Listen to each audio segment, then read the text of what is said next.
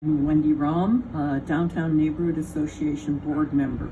I'm here to represent the DNA's strong opposition to the closing of any MAX stops. Too late. We wrote a letter opposing, and I'm delivering copies again today.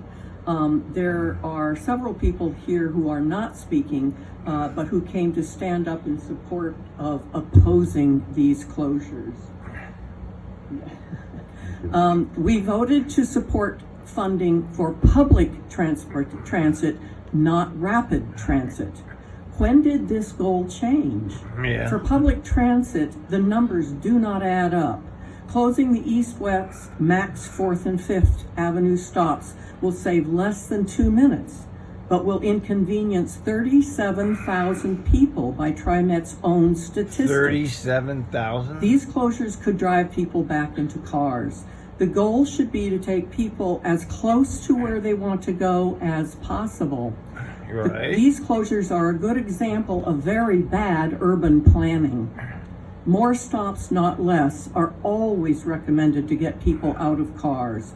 Is this public transit to serve residents or rapid to serve corporations? Rapid to serve corporations. Only 30% That's what it is. Both non-riders and riders strongly approved of these closures. Only 30%. The 4th and 5th Yamhill Morrison stops create a critical nexus for north-south bus and MAX users to transfer to the east-west MAX lines, including the airport line, affecting residents from the Pearl and the University District, we just heard from. Forcing people hauling luggage, including the elderly and disabled, to walk extra blocks to make this important change seems unexplainable and insensitive. Less is not more. Cutting downtown transportation choices is a sure way to damage downtown. A healthy downtown with healthy small and large business owners is critical for the entire region. Good public transportation is key.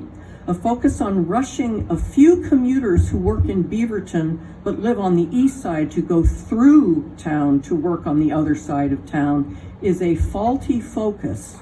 Public transit should bring people to downtown, not through downtown, to keep Portland healthy. I strongly, and the Downtown Neighborhood Association strongly hopes you lose, that lady. Will vote against you closing lose, any of these and it's stops. unanimous against Thank you for letting me speak. Don't thank them. Livable, that I knew that it would be the place that I would like to retire, and I did 8 years ago. Yeah, you must be rich to At the retire in time, I that wasn't city. using a cane. I was healthy. I'm still healthy, but not as healthy as I would have been if I were 20 years younger. I rely almost exclusively on Trimet to get anywhere.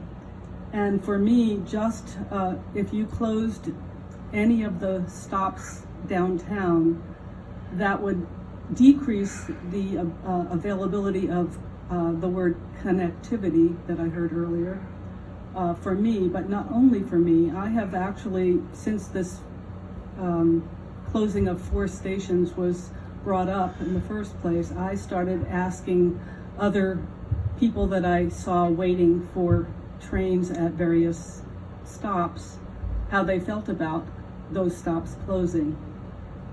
Most of them, if not all, were surprised and upset, especially those who, like me, either had canes, walkers, or wheelchairs. The commute from one place to another is not so easy for some of us, as I've heard other people say. I still own a car. I put in 2018 less than 100 miles on that car, and I'm hoping to sell it, but I can't completely let go of it if I have to increase my my inability to get from one place to another. Yep, that's right. It's exactly no matter the where I opposite go. of And I don't what think the there's agenda ever should been, be. I don't think there's one bus line I haven't been on since I moved here 8 years ago. I use Trimet. I bless Trimet for the kind of lifestyle I'm privileged to live. And then one more thing. Yeah, she's in downtown. That's Last the one week place you can be I without a attended car. the International Making Cities Livable Conference that was held here in Portland at the Sentinel Hotel. A and it was international, meaning that there were over 300 people from all around the world who came. And Portland was chosen in particular because it is one of the most livable cities in the United States. It's considered a European-style city. It's not because European. It's so full of public transportation. No, it's Let's not. not let that change Monday through by, Friday, business eliminating hours. stations when Downtown people only. need them. Thank you. Thank you. Thank you, thank you, thank you, thank you, thank you. All right, that concludes our. Where's public Neil forum. Berlin?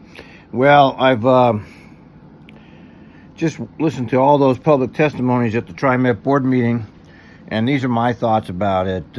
Number one, not one mainstream media outlet covered any of that I know of anyway. And if they did, I'm sure it was very brief. All I saw in the mainstream media is how wonderful Trimet is for keeping Skidmore Fountain open for 3 years. Second thought is, yes, I agree. This is probably a direct attack on elderly and disabled riders to do this. I think it's unconscionable and immoral to do it. For 3 minutes, it's not worth it. I mean, 30 minutes? Okay.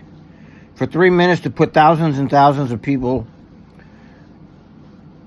out of their usual routines that they've had for decades in some cases, it's completely unconscionable. And I really wonder what the motivation is for Trimet officials to do this. There's got to be something else behind this besides the 3 minutes. There's something, I know how they think. They're nefarious. They're not for us. They're never for us.